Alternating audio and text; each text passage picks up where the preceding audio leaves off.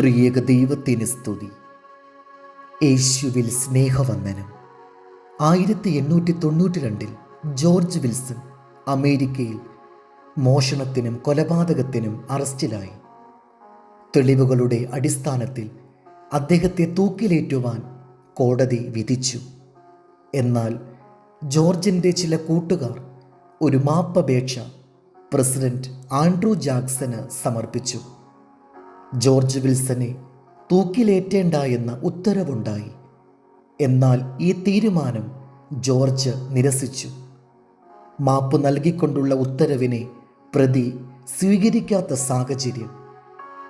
ഈ case American supreme കോടതിയുടെ chief justice John മാർഷലിൻ്റെ തീരുമാനത്തിന് വിട്ടു.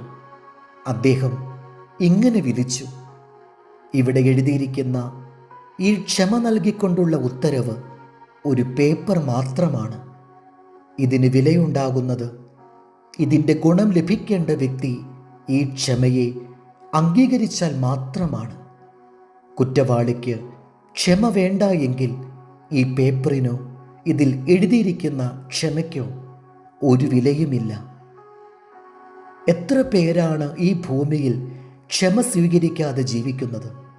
കയ്പിൻ്റെ വേരുകൾ നാളുകളായി അവരുടെ ഹൃദയത്തിൽ ആഴ്ന്നിറങ്ങി വളരെ ആഴത്തിലുള്ള മുറിവുകൾ ഉണ്ടാക്കുന്നു. മറ്റുള്ളവരോട് ക്ഷമിക്കുവാൻ സാധ്യമാകാതെ അവരുടെ നാശത്തിനായി മുൻകൈയെടുത്ത് പ്രവർത്തിക്കുന്നു. അവരുടെ നാശം കാണുന്നതുവരെ അടങ്ങിയിരിക്കാത്ത ഹൃദയങ്ങൾ, ഉള്ളിൽ കനലും പേറി നടക്കുന്ന അനേക ജീവിതങ്ങൾ, തെറ്റിദ്ധാരണയിലും വെറുപ്പിലും മുറിച്ചും മുറിവേറ്റും നീങ്ങുന്ന ജീവിതങ്ങൾ.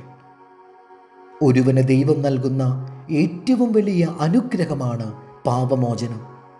നിത്യമായ മരണത്തിൽ നിന്നുമുള്ള മോചനം ലഭിക്കുന്നത് ക്രിസ്തുവിലൂടെയാണ്. അതിനെ തിരസ്കരിക്കുവാനും സ്വീകരിക്കുവാനുമുള്ള സ്വാതന്ത്ര്യം ദൈവം നമുക്ക് നൽകിയിരിക്കുന്നു. മരണത്തിൻ്റെ കരാളഹസ്തങ്ങൾ നമ്മെ പിടികൂടുന്നതിന് മുൻപേ ദൈവം നമ്മുടെ മുൻപിൽ വെച്ചിരിക്കുന്ന നിത്യജീവനെ സ്വന്തമാക്കാം.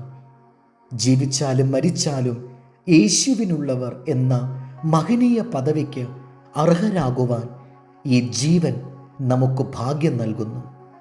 1 യോഹന്നാൻ 5:12. പുത്രനുള്ളവന് ജീവനുണ്ട്, ദൈവപുത്രൻ ഇല്ലാത്തവന് ജീവനില്ല. ദൈവം നമ്മെ അനുഗ്രഹിക്കട്ടെ. കർത്താവിൽ എളിയ ശുശ്രൂഷകൻ ഈരാളിലച്ചൻ.